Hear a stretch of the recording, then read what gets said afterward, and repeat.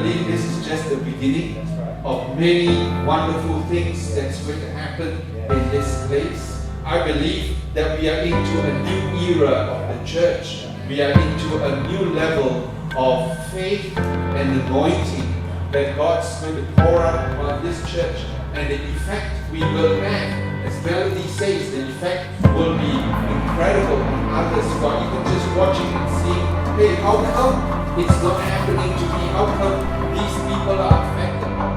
Matthew 7:7 says, ask and it will be given unto you. Seek and you will find. Knock and the door will be opened to you. I believe the purpose of the vision is to illustrate and affirm that God's presence is not only going to come really strong into Kingswood College, where miracles, blessings, lives being saved are going to happen.